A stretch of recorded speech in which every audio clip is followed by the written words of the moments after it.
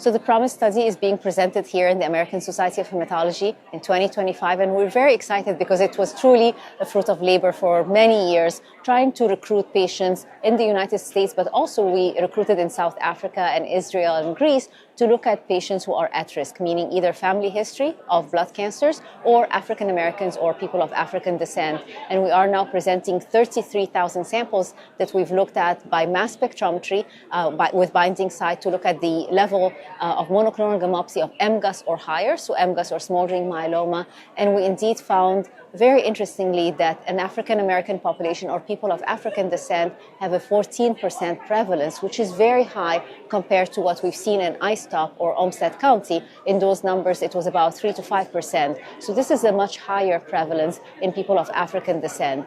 We also saw that age, sex, which is male more than female, as well as strong family history of myeloma in 2 family members is very strongly predictive of having MGUS or smoldering myeloma.